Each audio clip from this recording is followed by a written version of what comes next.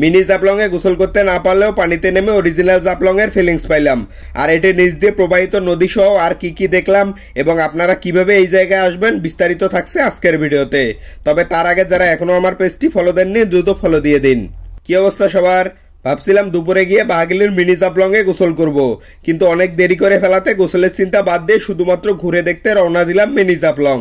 তিস্তার এই শেষ ক্যানেল ধরে আমরা যাচ্ছি নীলফামারী জেলার কিশোরগঞ্জ উপজেলার বাহাগিলিতে, যেটি তারাগঞ্জ এবং কিশোরগঞ্জের প্রায় মাঝামাঝি জায়গায় অবস্থিত। তো যাই হোক, কথা বলতে বলতে আমরা চলে এসেছি দেবীর বাজারে। দেবীর বাজার অতিক্রম করে দেখা মিলল জাইকায়ের অর্থায়নে নির্মিত এই সুন্দর ব্রিজটির। এখানে আগে একটা ভয়ানক স্টিলের ব্রিজ ছিল, যেটাতে কিছুদিন পরপরেই দুর্ঘটনা ঘটতো। যাই হোক, এই ব্রিজের ডান দিকে ধুলাবালের রাস্তা ধরে একটু যেতেই চলে আসলাম এই আজব জায়গায়। আজব বলতেছি এই কারণে যে এর উপরের দিকটায় তিস্তার শেষ ক্যানেলের পানি প্রবাহিত হচ্ছে আর নিচ দিয়ে প্রবাহিত হচ্ছে যমুনেশ্বরী নদীর পানি।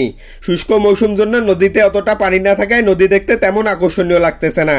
আমার মাথার উপরে যে ছাদটা দেখতে পাচ্ছেন এটি হচ্ছে তিস্তার শেষ ক্যানেল। শেষ ক্যানেলটা যেন নদীর চলার পথে বাধা না হয় আর নদী দিয়ে যেন শেষ ক্যানেলের কোনো ক্ষয়ক্ষতি না হয়, তাই শেষ ক্যানেলের পানিকে এই বিশেষ ব্যবস্থায় নদীর ওপার থেকে এপারে আনা হয়েছে। ফুটওভার ব্রিজ দিয়ে যেমন আমরা রাস্তার এপার হতে ওপারে নির্বিঘ্নে চলাচল করি, এখানে ঠিক একইভাবে এই ব্রিজ ব্যবহার করে শেষ ক্যানেলটাকে নদীর ওপার থেকে এপারে আনা হয়েছে। যেহেতু এটি যমুনেশ্বরী নদীর উপর নির্মিত হয়েছে তাই এটির নাম দেওয়া হয়েছে যমুনেশ্বরী অ্যাকুইডাক্ট। যাই হোক, এটাতে আগে রং করা ছিল না, এবার এসে দেখতেছি আর্জেন্টিনার পতাকার রঙে পুরোটা রাঙানো হয়েছে। যদিও আমি আর্জেন্টিনার সাপোর্টার না, তবুও রংটা খারাপ লাগতেছে না। আর আমার সাথে যাকে দেখতে পাচ্ছেন সে হচ্ছে 2030 সালের কোটিপতি, জলঢাকার বিজনেস ম্যাগনেট, আমার প্রাণপ্রিয় বন্ধু শাহাবুব। এদিকে দেখলাম একুইডাক্টের এই চিকন রাস্তায় মানুষজন সাইকেল এবং বাইক নিয়েও যাচ্ছে। তারপর হাঁটতে হাঁটতে চলে আসলাম একুইডাক্টের মাঝখানে। দেখতে মোটামুটি ভালোই লাগতেছে। একটু সামনে যেতেই দেখলাম এক চাচা আইসক্রিম বিক্রি করতেছে। আমরাও চাচার কাছে ছোটবেলায় খাওয়া নারকেলের আইসক্রিম কিনে খাইতে শুরু করলাম। যাই হোক, এরপর চলে আসলাম ছবি তুলতে। বন্ধু ওদিকে পোজ দিচ্ছে আর আমি ছবি তুলতেছিলাম। দেখলাম অনেকে মাঝখানের লেনগুলো ধরে হাঁটতেছে, তাই আমিও ব্রিজের রেলিংটা ক্রস করে হাঁটতে শুরু করলাম। এটা মোটামুটি বিপজ্জনক একটা ব্যাপার, কারণ এখান থেকে নিচে পড়ে গেলে বড় ধরনের দুর্ঘটনা ঘটে যেতে পারে। আপনারা যারা আসবেন তারা এই ব্যাপারে সতর্ক থাকবেন। যাই হোক, মিনি জাফলং এ দেখলাম কয়েকটা ভাই হাঁটাহাঁটি করতেছে। এটা দেখে আমার আর তর্সই ছিল না, তাই বন্ধু শাহবুব সহ প্রথমে চলে আসলাম মূল কাঠামোর এই লেনগুলোতে। এখানটা অনেক পিচ্ছিল ছিল তাই সাবধানে হাঁটতেছিলাম।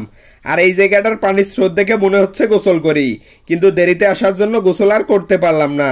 শুনলাম দুপুরবেলা এখানে অনেকেই গোসল করতে আসে আর এই জায়গাটার পানি জাফলংকে মনে করিয়ে দেয়, তাই এটাকে অনেকে মজা করে গরিবের জাফলং বা মিনি জাফলংও বলে থাকে। এখন পানি কিছুটা কম হলেও গোসল করার জন্য এটা একেবারে পারফেক্ট। আপনারা চাইলে এখানে এসে গোসল করতে পারবেন, তবে যেহেতু এখানটা একটু পিচ্ছিল সেহেতু লাফালাফি কম করে গোসল করার ট্রাই করবেন। আর আপনাদের সুবিধার্থে লোকেশনটা আরেকবার বলি, এটি হচ্ছে কিশোরগঞ্জ এবং তারাগঞ্জের মূল রাস্তার মাঝামাঝি স্থানে। বাহাগিলি ব্রিজ বললেই আশপাশের মানুষ আপনাকে এটি চিনিয়ে দিতে হেল্প করবে, বা গুগল ম্যাপে যমুনেশ্বরী অ্যাকুইডাক্ট লোকেশন সার্চ দিয়েই আপনারা চলে আসতে পারেন এই সুন্দর মনোরম জায়গাটিতে। অনেকক্ষণ হাঁটাচলা করতে করতে ক্লান্ত হয়ে গেছি, তাই এখানটায় বসে একটু রেস্ট নিচ্ছিলাম। যাই হোক, এবার আমরা বাইকে উঠে এই চিকন রাস্তা দিয়ে রওনা দিলাম এখান থেকে বের হতে। তারপর জায়গা নির্মিত এই সেতুটাতে কিছুক্ষণ হেঁটে রওনা দিলাম বাড়ির উদ্দেশ্যে। তো এই ছিল আমাদের আজকের ভিডিওতে। জায়গাটা কার কেমন লাগলো আর আগে কেউ এখানে এসেছিলেন কিনা কমেন্ট করে জানিয়ে দেবেন। আপনাদের এলাকায় এরকম ব্রিজ আছে কিনা সেটাও কমেন্টে জানাবেন। তো দেখা হচ্ছে পরবর্তী ভিডিওতে, সে পর্যন্ত সবাই ভালো থাকবেন। আল্লাহ হাফেজ।